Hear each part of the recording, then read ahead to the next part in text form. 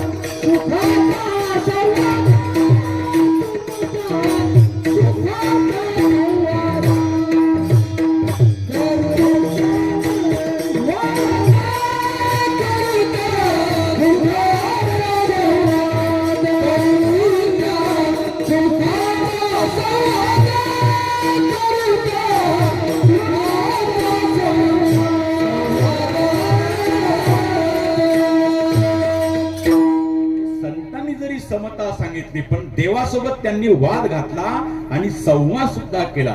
ही त्यांच्या भजनाची ताकद आहे. म्हणून बर का, दोघांमध्ये चालतो त्याला संवाद म्हणतात आणि अनेकामध्ये चालतो त्याला वाद म्हणतात. म्हणून महाभारतामध्ये कृष्ण अर्जुनाचं बोलणं हा संवाद आहे आणि कौरव पांडवांचं बोलणं हा वाद आहे. नाहीतर गीतेच्या प्रत्येक अध्यायाच्या तुम्ही शेवटी बघा, श्री कृष्ण अर्जुन संवादे पुरुषोत्तमो योगो नाम पंचदशोध्याय. श्री कृष्णार्जुन संवादे आणि कौरव पांडव वादे. एकाच बोलणं संपलं म्हणजे दुसऱ्यानं बोलणं, याला संवाद म्हणतात. आणि एकाच वेळेला सगळ्यांनीच वाद घालणे बर का, म्हणजे गलका करणं त्याला वाद म्हणतात. त्यात काही निष्पन्न असू शकत नाही बर का. पण त्यांच्या वादातही प्रेम आहे, आवड आहे बर का. नाहीतर इकडचं नाही, आपल्या वाद असतो इकडचं नाही, मी तिकडचं सांगतो. तिकडचं म्हणजे आमच्या हिंगोलीकडचं. आणखी एक तास इकडचं काहीच सांगणार नाही, पण संध्याकाळी परळीला सांगितल्याशिवाय राहणार नाही. दोन मावश्या इकडल्या नाही तिकडच्या रेल्वेमध्ये बसल्या आणि दोघींचा विनाकारांचा वाद चालू झाला. विनाकारण काहीच निष्पन्न नाही. त्या निघाल्या बिचाऱ्या हिंगोलीहून निघाल्या अकोलेला शेगावच्या गजानन बाबाच्या दर्शनाला बर का.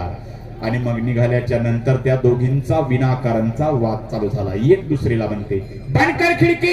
काही माणसं म्हणतील महाराज एवढी सिस्टीम चांगली, एवढा मोठा कार्यक्रम तुम्ही चौताळू चौताळू का बोलता? आम्ही का ऐकायला बहिरे आहेत का? तुम्ही ऐकायला बहिरे नाहीत, पण तो प्रसंग भांडणाचा आहे. भांडणं भांडण्यासारखे वाटले पाहिजे का नाही? बंद कर खिडकी. या आवाजात भांडणं चांगले वाटतात असं म्हणतं का? खिडकी बंद करा. मग भांडायला काय कारण आहे? भांडण भांडण्यासारखे वाटले पाहिजे बरं का बाबा. छत्रपती शिवाजी महाराजांचे चरित्र सांगणारा महाराज कसा आवाजावाला पाहिजे? पहाडी आवाजावाला पाहिजे, असा मिळमिळ आवाजावाला नाही पाहिजे. त्यांनी कसं सांगितलं पाहिजे? छत्रपती शिवाजी महाराजांनी आपली तलवार, या आवाजात सांगितलं तर बरं वाटतं. आणि त्या सांगणारा व्याख्यात्याने जर असं सांगितलं तर छत्रपती शिवाजी महाराजांनी आपली तलवार काढली आणि दुश्मनात आज काय कांदा कापायचा का? तसं भांडण भांडण्यासारखे वाटले पाहिजेत. बरोबर आहे का नाही? भांडण सावकाशाचं का? खिडकी बंद. अरे बंद कर खिडकी. नाही करणार का? नाही करणार. तुझ्या बापाची रेल्वे का? तुझ्या बापाची का? विनाकारण काहीच गरज नाही. उकळीन बस पाठवली, काहीच गरज नाही. विनाकारणचा दोघीचा वाद चालला. ती म्हणते अरे खिडकी बंद कर. ती नाही करणार. अगं मला उकाळा सोडत नाही. दुसरी म्हणली मला गारठ सोडत नाही. नाही का? काही नाही मागितलं बघा. नाही का? बंद कर खिडकी. उघड खिडकी. अगं मला गाठ सणत नाही. एक म्हणते उकाडा सणत नाही. असं करता करता ते दोघीचा वाद वाढत गेला. अगं मी म्हणते खिडकी बंद कर. तुझ्या बापाची रेल्वे का? ती म्हणते तुझ्या बापाची का? असं करता करता पार ते वाशिम स्टेशन पर्यंत गाडी पोहोचली. आणि तिथं गेल्यावर भरा भरा भरा भरा भरा भरा प्रवासी उतरले. पोलीस काय झालं? दोघींनी डोकं उडवलं साहेब. काय साहेब? आईला म्हणते मी खिडकी बंद कर. तुमचं काय साहेब? मला उकाडा सणत नाही. तुमचं मला गारठ सणत नाही. आता काय करा साहेब? हिला म्हणते खिडकी बंद कर, म्हणते तरी गारठ सणत नाही, मला उकाडा सणत नाही. ही दोघीची भांडणं पार हिंगोली पासून वाशिम पर्यंत जाताना एक कॉलेज कुमार बघत होता. त्यानं बघितलं, त्या पोलिसाला म्हटलं साहेब तुम्ही इकडे या का? तुम्ही दोघीच्या भांडणात पडू नका. तो पोलीस म्हणला मला शिकवतो का रे? साहेब एक काम करा, तुम्ही खिडकी जवळ जा. साहेब खिडकी जवळ आले तर खिडकीला काचच नाही. मी म्हणतो बंद ठेवली काय उघडी ठेवली काय? हा विनाकारणचा वाद. विठ्ठल विठ्ठल.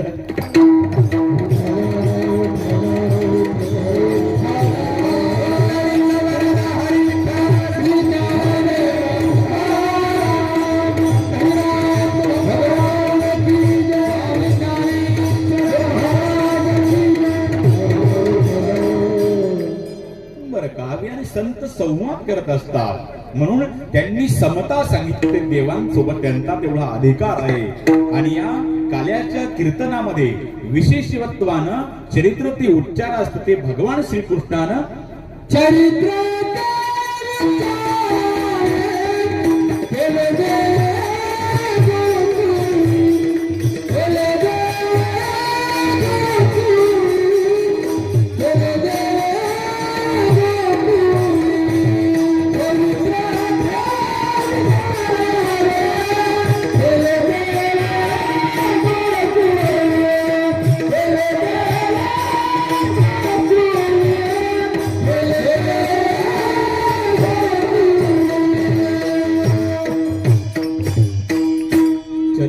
उच्चारावे केले देवे गोकुळी.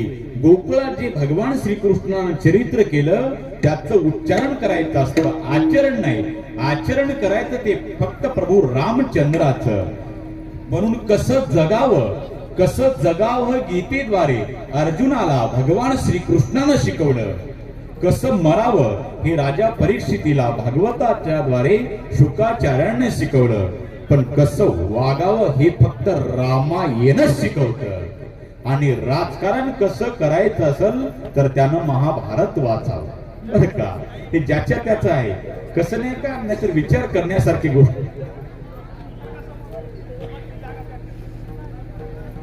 पुढं सरकून घ्या, पार मागा उन्हात बसते रे माणसं. सरका पुढे, सरका.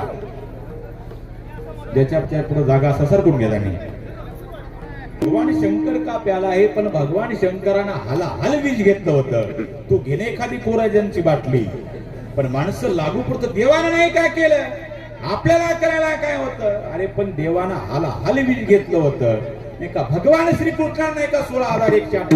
अरे बाबा, नाही का अग्नी गिळला होता देवानं. आपल्याला उद्बत्तीचा चटका सहन होत नाही, पण माणसं लागू पुरतं देवाची आपली बरोबरी करतात. पण बरोबरी करायची असेल तर देवाच्या आचरणासोबत करा. बाकीचा विचार करू नका. अरे आचरण प्रभू रामचंद्राचा विचार करा. आणि आज समाजाला रामकथेच्या विचाराची नितांत गरज आहे. कारण आज आपल्या देशामधली अखंडता टिकवायची असेल तर आधी आमच्या महाराष्ट्रात एकता असली पाहिजे. महाराष्ट्रातली एकी टिकायची असेल तर आधी आमच्या जिल्ह्यात एकता असली पाहिजे.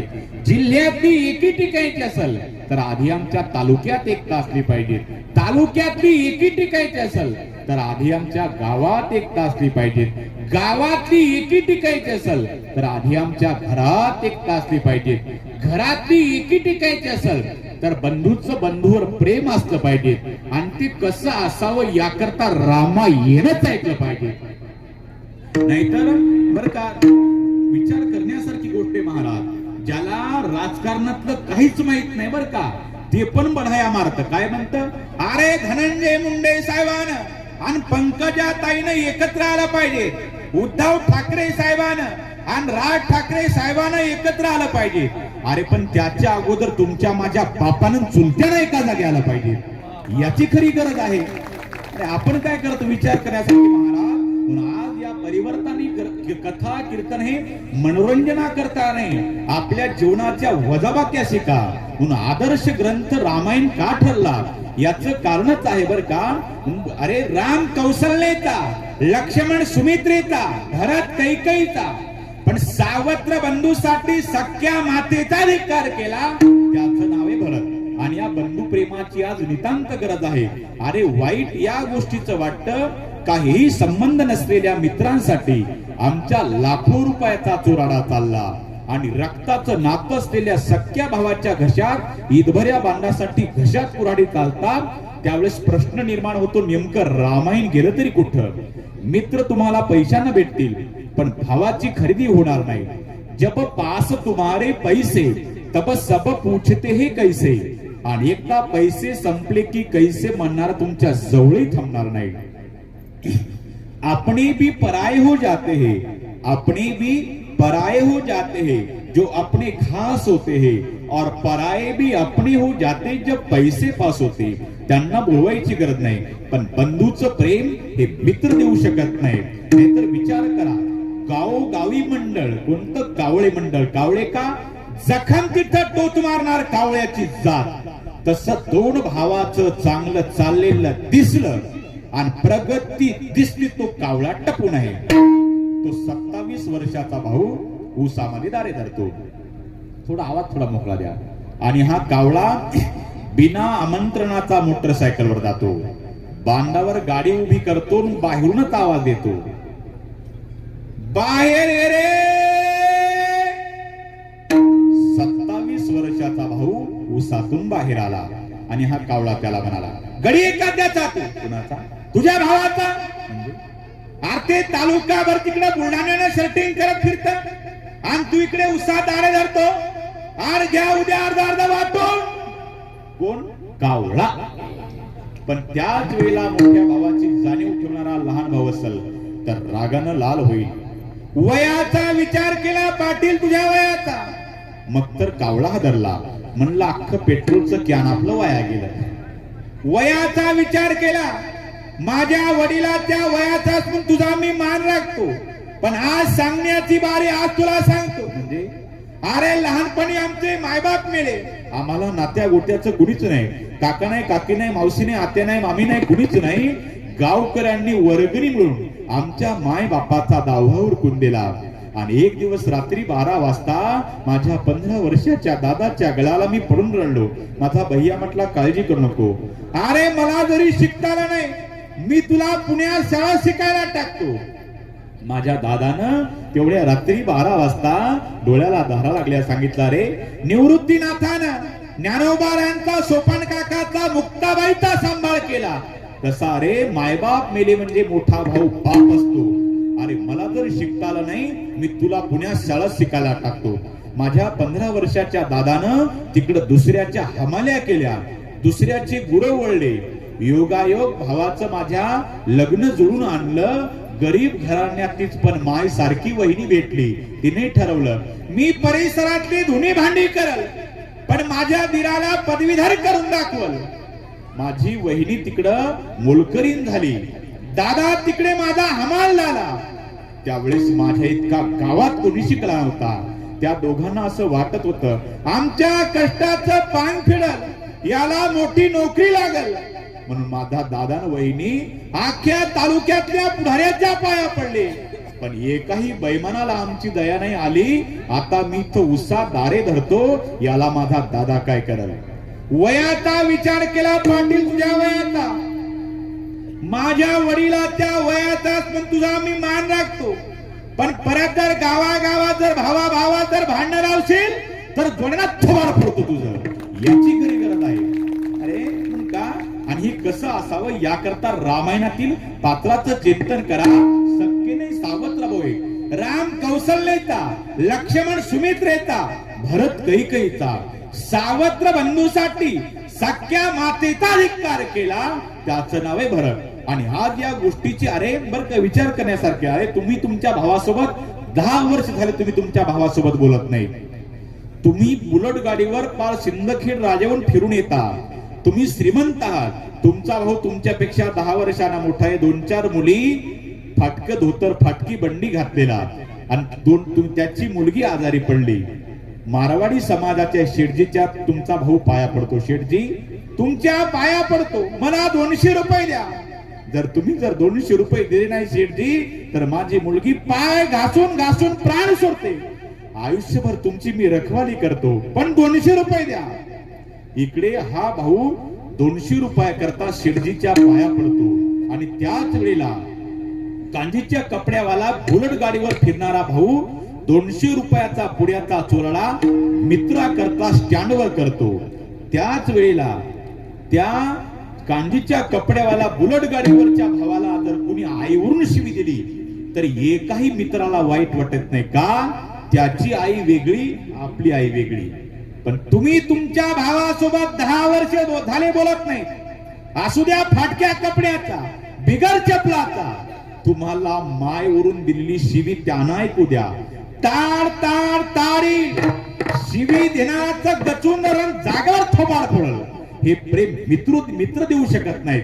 आणि ते बंधूचं बंधूवर प्रेम कसं असावं याकरता रामायणातील पात्राचं चिंतन करायचंय. इथं जर रामायण ठेवायचं म्हणल्यावर किती दिवस लागतात? 7 दिवस लागतात. आणि महाभारत ठेवायचं म्हणल्यावर लागतील 2-4 महिने आपण फक्त टीव्हीला बघितले. नाहीतर काही माणसं म्हणतात महाराज तुम्ही रामायण इतका गोड सांगता मग महाभारत का सांगत नाही. अरे महाभारत सांगायची गरजच नाही, घरपरत महाभारत चालू तुमच्या माझ्या घरात. सध्याच्या काळामध्ये समाजाला रामकथेच्या विचाराची गरज आहे. कशाला म्हणतात रामायण आणि कशाला म्हणतात महाभारत एकाच वाक्यात तुम्हाला सांगतो. एवढं वाक्य जर तुम्ही ध्यान धरून ऐकून जर आचरणात आणलं ना तर तुमचं सफल झालं बघा. एकाच वाक्यात सांगतो, ध्यान धरून ऐका. कशाला म्हणतात रामायण आणि कशाला म्हणतात महाभारत. माझं ते माझं आणि दादाचं तेही माझं याला म्हणतात महाभारत. कळलं का महाभारत. आणि कशाला म्हणतात रामायण. दादाचं ते दादाचं आणि माझं तेही दादाचं याला रामायण म्हणतात. कळलं ना. याच्यापेक्षा तुम्हाला बारीक सांगतो. माझं ते माझं आणि दादाचं तेही माझं याला म्हणतात दुर्योधन. आणि दादाचं ते दादाचं आणि माझं तेही दादाचं याला म्हणतात भरत. आणि आज समाजात भरतासारख्या भावाची गरज आहे, दुर्योधनासारख्याची गरज नाही. म्हणून त्या काळात एकच राम होता आणि एकच रावण होता. तर एका रावणाला एक राम मारायला काफी होता. पण त्या काळातील रावणाला किती तोंड होते. 10 तोंड होते. डोळे किती झाले 20 डोळे. नंतर फक्त एका सीता मातेवर गेली, आयुष्य रावणाचं उद्ध्वस्त झालं. आता कलियुगातला रावण फक्त एकाच तोंडाचा आहे, डोळे त्याला 2च आहेत. पण बघल तिकडे त्याची वाईटच दृष्टी आहे. म्हणून कदाचित हनुमंतरायाला फार मोठा प्रश्न पडला असेल. कोणता. कौनसे रावण की भुजा उखाडू, कौनसे रावण की भुजा उखाडू, कौनसे लंका को आग लगाऊ. घर घर रावण घर घर लंका, तो इतने राम कहां से लाओ. विठ्ठल विठ्ठल.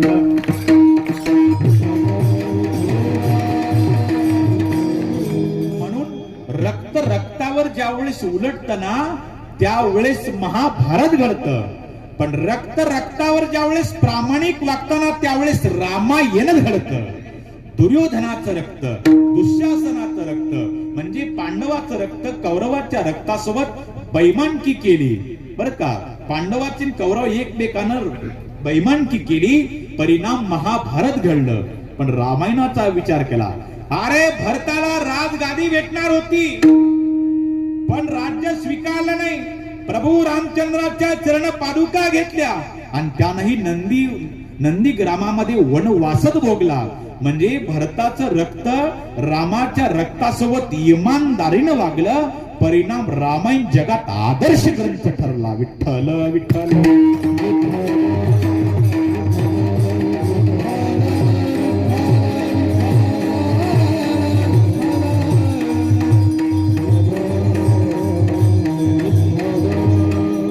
श्रीकृष्णाच्या चरित्र उच्चारण्याला गरज आहे. अरे भगवान श्रीकृष्णानं चोऱ्या केल्याचं चरित्र आपण जर कीर्तनात ऐकलं तर आपण चोऱ्या केलेलं पाप नष्ट होतं. पण असं नका ऐकू बर का. चोऱ्या करायच्या आणि कीर्तनात येऊन बसायचं असं जमणार नाही. जर नकळत चोऱ्या केल्या असतील तर कल्याच्या कीर्तनात श्रीकृष्णानं केलेल्या चोऱ्याचं चरित्र आपण ऐकलं तर ते पाप नष्ट होतं. तर कीर्तन सुटले की चालू करसाल महाराजांनी सांगितलं. म्हणून हे लागूपुरतं आचरण करू नका, नाहीतर माणसं लागूपुरतंच आचरण करतात नाही का. परशुराम भगवंतानं काय केलं आणि त्या देवानं. अरे पण चांगलं बघ ना, तू कसं वाईटावर बोट ठेवतो नाही का. विचार करा. बरोबर का. ते पूर्वी आता खेळोपाडी पण पूर्वी ग्रंथ चालायचे आता पण असतात. पती गेला कोणता ग्रंथ ऐकायला, हरिविजय ऐकायला, आणि बायको गेली पांडव प्रताप ऐकायला. लागूपुरतं आचरण सांगतो तुम्हाला. आणि मग ते लागूपुरतं आचरण. हा गेला हरिविजय ऐकायला, श्रीकृष्णाचं चरित्र ऐकायला, आणि घरी आल्यावर बायकोला सांगा काय महाराजांना काल्याचं कीर्तन गोड केलं. अगं एकट्या श्रीकृष्णाला 16,108 बायका. ती म्हणली तुमचा काल्याचं कीर्तन मला कळालं, काल्याचं कीर्तन कळालं. एकट्या श्रीकृष्णाला 16,108 बायका. तुमच्या सांगण्यावर तुमचं कीर्तन कळालं मला. म्हण मी पण पांडव प्रताप ऐकून आले, आमच्या पण सांगितलं एकट्या द्रौपदीला. ते म्हणला तेरी बी चूप आणि मेरी बी चूप. मग असा नीटू वागता म्हटले. विठ्ठल विठ्ठल.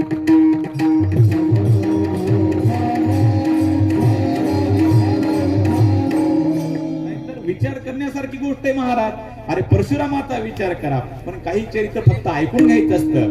नाहीतर परशुरामानं ते बर का परशुरामाचा अवताराचा विचार करा, फक्त आपल्या श्रीकृष्णाचा विचार करायचा. पण परशुरामाचा माणूस म्हणतात अहो काय परशुरामाने केलं, आपल्या आईचं मुंडकं उडवलं, याला काय देव म्हणतात, काय माणसं म्हणते सांगतात येत नाही. हे फक्त नाही का विचार करा.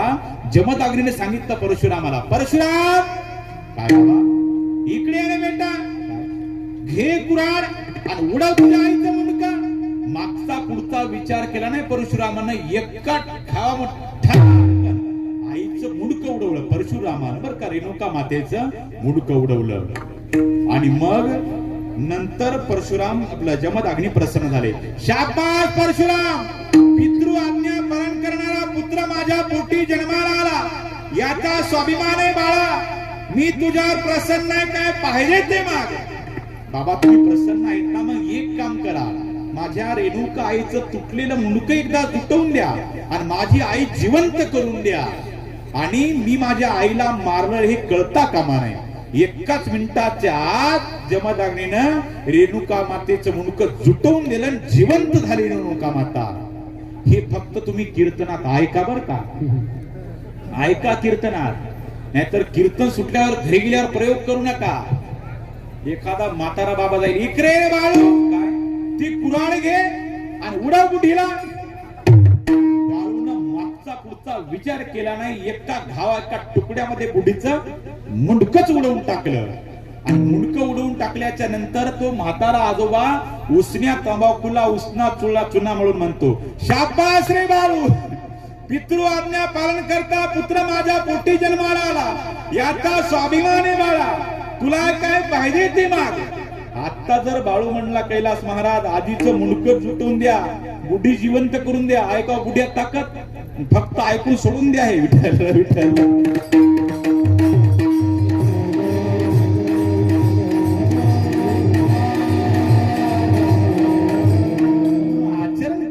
श्रीकृष्णाच्या चरित्राचा सांप्रदायिक नियम सगळ्यांनी एकदा आपले हात वर करा बघा.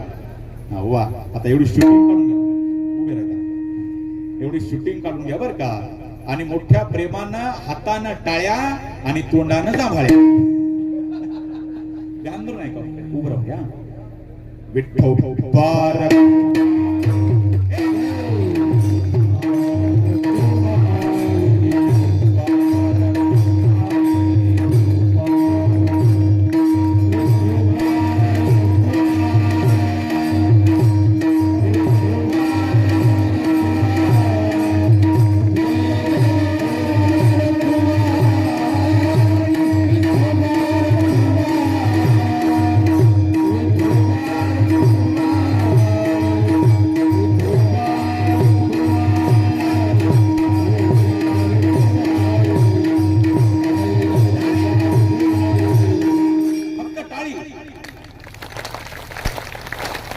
वा वा एवढी शूटिंग घ्या.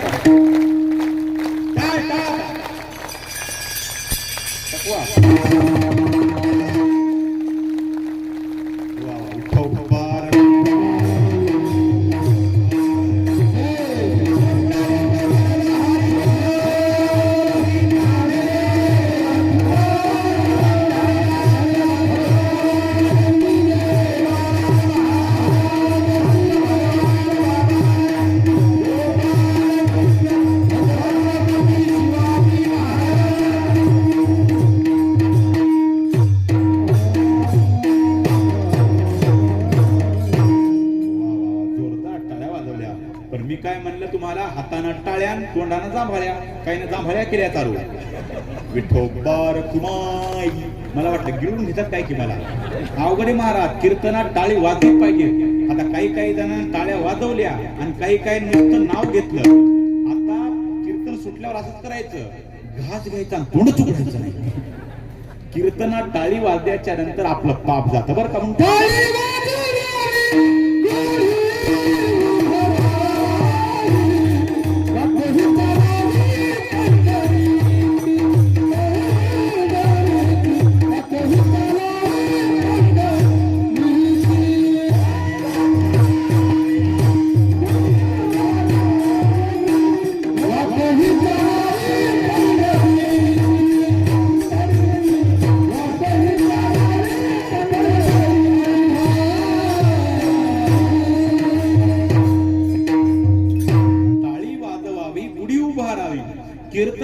टाळी वाजल्याच्या नंतर आपलं पाप जातं बरं का.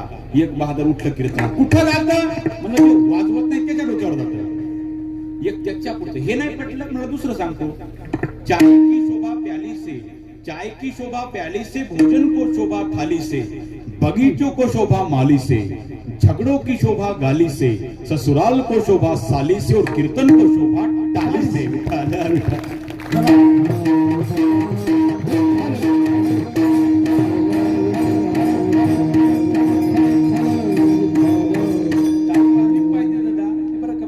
संस्कार असले पाहिजे. इथं तुम्हा आम्हाला सगळ्यांना हे बाबांचे संस्कार आहेत.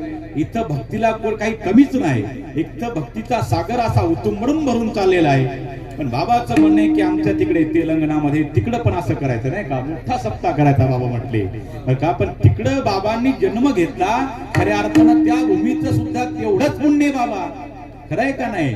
एवढ्या दुरून महात्मा आपल्या इकडे आला, खऱ्या अर्थानं काहीतरी आपला उद्धार करण्याकरता या वारकरी संप्रदायांचा वसा टिकवण्याकरता बाबांनी तिकडून येऊन ही तुमच्या माझ्या उद्धाराकरता इथे ही जागा निवडली. विठ्ठल विठ्ठल.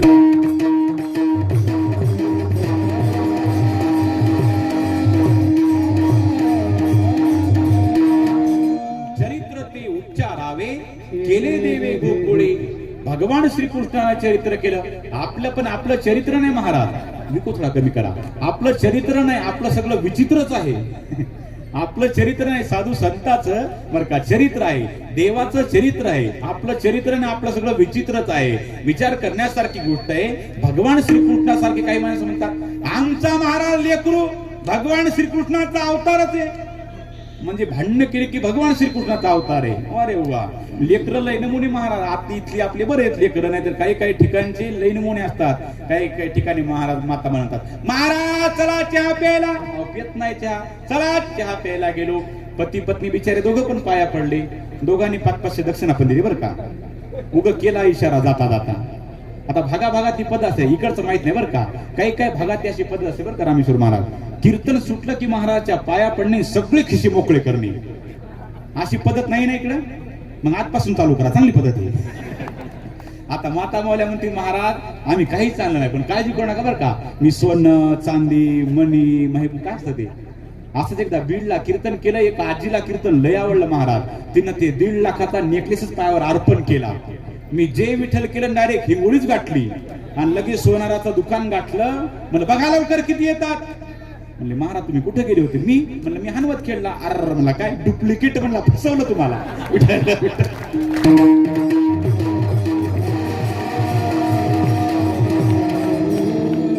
बिचारे पती पत्नी पाया पडले, पण लेकरं लय बिलिंदर महाराज. श्रीकृष्णाचा अवतार का कोणी कसं होईल महाराज. त्याची आई म्हणली अरे पड महाराजाच्या पाया. मला मी नाही पाया पडत. अरे पड महाराज हिंगोलीहून आलाय आलाय. म्हणलं जमलं आईचे संस्कार. अरे पड म्हणलं मावशी तुम्ही कोणत्या शाळेत शिकल्या. महाराज मी इंग्लिश स्कूल. मला सांग बरं ए फॉर म्हणे येडी बाबू. आता आईला संस्कार नाही, लेकरं लागतील का. लई नमुने लेकरं ते पडतं का पाहिजे. मी नाही पाया पडत. म्हणलं लेकरं लई बिलिंदर महाराज. आता ते बघा त्या लॉकडाऊन मध्ये शाळा विसरली. 1-2 येत नव्हती दादा, 1-2 लेकरांना. ती शाळा उघडली आता लॉकडाऊनच्या नंतर. आणि मग गट शिक्षण अधिकारी आले शाळेवर. सांगितलं सर तुमच्या वर्गातला हुशार विद्यार्थी कोणता आहे. सर म्हणले तू आम काम काय. उठ रे बाळा. काय सांग 30-30. ती म्हण 80. या 30-30 80. ते गट शिक्षण अधिकारी परेशान होऊन गेले. अहो सर तुम्ही म्हणता हुशार विद्यार्थी हा आहे, हे 30-30 60 म्हणत तर ते 80 म्हणता. सर त्याच खरंय म्हणले. म्हणजे अहो सगळ्यात हुशार तो आहे. म्हणजे अहो ते तर 30-30 80 म्हणलं, बाकी सगळे 100च्या पुढचेच म्हणला. असे नमुने असतात महाराज. हे कसे श्रीकृष्णाचे अवतार होतील. लेकर लय नमुने असतात. आणि ते बरं का म्हणून लहान लेकराच्या नादी कधीच लागू नये. लहान लेकराच्या नादी लागू नये, येड्याच्या नादी लागू नये आणि पिदाड्याच्या नादी कधीच लागू नये. रात्री बाबांनी सांगितलं इथं कीर्तनामध्ये कुणी पिऊन येऊ नका, त्याचा सत्यानाश झाल्याशिवाय राहणार नाही. आणि तुम्ही श्रद्धेने या तुमचा उद्धार झाल्याशिवाय राहणार नाही. अरे जाम पर जाम दारू पीने से क्या फायदा, सुबह पियोगे तो शाम को उतर जाएगी. अरे प्याला पियो हरि नाम का तेरी जिंदगी.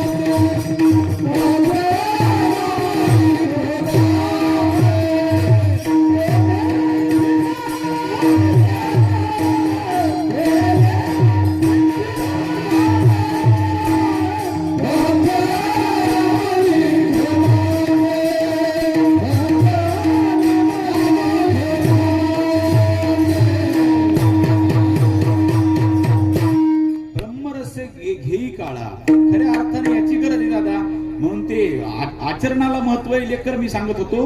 मग आपल्या लेकराला पण माणसं म्हणतात श्रीकृष्णाचा अवतार आपला कसा होईल दादा, म्हणून पिदाड्याच्या नादी कधीच लागू नये. आणि बघा इथं आले, बाबांचा आशीर्वाद घ्या, तुम्ही तुमचा उद्धार करून घ्या.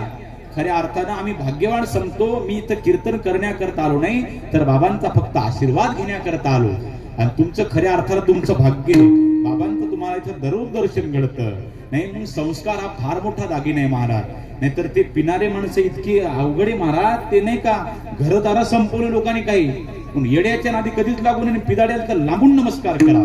50 येडे भरले बरं का गजानन बाबा, 50 येडे भरले, पुण्याहून निघले आणि ते अकोल्याला ते हॉस्पिटल आहे, केळकरचं हॉस्पिटल येड्याचं. आणि मग ते विमानात भरले, विमान उतरणार होतं नागपूरला. आणि मग ते सगळे भरल्याच्या नंतर आता शहाणी माणसं विमानात नीट बसत नाही. बसतात का? सेल्फीच का इकडं, आपण काय विमानात आणखी बसतो नाही. मी फक्त विमान कोणतं बघितलं, कागदाचं, एवढंच केलेलं. बसतोच नाही आपण. गाड्या मोठमोठ्या बघितल्या बरं का, विमानात कधी गेलो नाही. तर ते येडे बसते विमानात, त्यातलं एक येडं नुसत्या उड्या मारू लागलं. उड्या मारत मारत मारत मारत आला ते नाही का विमान चालवत, काय म्हणतात पायलट. त्या पायलट जवळ आलं ते येडन, ते म्हणू लागलं त्या पायलटला, एक चक्कर खेळली आपल्याला. चक्कर अरे काय मोटरसायकल आहे का ट्रॅक्टर आहे का? आता ते किती केलं तर हुशार होतं कोण, विमान चालवणारा पायलट. तो त्याला म्हटला एक काम कर, म्हटला मागची 49 जण शांत कर, मग तुला विमानाची चक्कर खेळ देतो. हे माग गेलं आणि 1 मिनिटात त्यानं शांत वातावरण केलं. टाचणी पडल तरी आवाज, आणि पुढे आलं तो विमान चालवणारा पायलट म्हणला, अरे तुझ्यात जर एवढी ताकद होती तर सरकारचा एवढा पैसा खर्च झाला नसता. अरे तू केलं काय नेमका? तो म्हणतो मी काहीच केलं नाही, फक्त मागे गेलो सर्वांना म्हटलं उतरा, स्टेशन आलं, हल्ल्या उड्या म्हणल्या.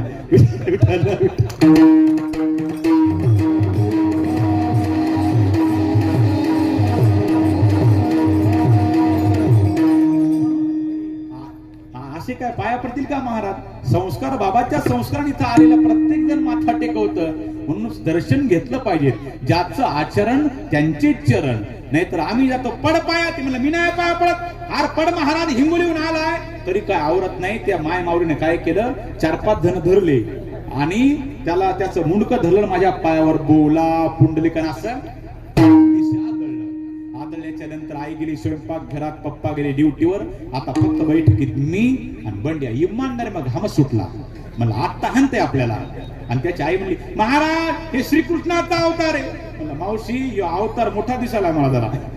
त्यानं लाल डोळे करे. मला वाटलं काय खरं नाही. मी त्याला भेद म्हणलं बंडू तू बोल नको म्हटला, तुझं माझं 11 वाजल्यापासून पटत नाही. म्हणलं आता हनते आपल्याला. तेवढ्यावर थांबला नाही महाराज. त्यानं काय केलं, त्यानं दगड उचलला. म्हणलं आज आपली पुण्यतिथीच झाली इथं. तेवढ्यावर थांबला. मावशी आव त्याला धरात दगड मारत. माय महाराज ते तसंच आहे बघा म्हणली.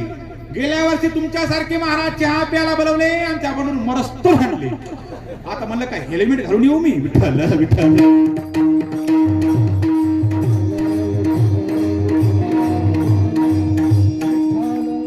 कसे चेहरे फुलले आता. हा असं लागतं हसवायचं. लय अवघड महाराज. देवाचं सांगितलेलं पटतच नाही हो. लय अवघड बघा. 2 जण माझ्या कीर्तनात बसले, हसनान रडनान पुढत बसले. सगळं देवाचं सांगलो नाही का. मला वाटलं आपलं कीर्तनच पडलं आपलं. पण कीर्तन सुटल्यावर कळलं ते बहिर निघलं. 2 तर नमुने कीर्तन सुटल्यावर जायची वेळ झाली आणि माझ्या कारजवळून हसू लागले. मी म्हणलं काय झालं? म्हणे महाराज काय तुमच्या कीर्तनातला जोक मला आत्ता कळला. बरं म्हणलं मी मस्त गेला, कळला नाही तुला. विठ्ठल विठ्ठल.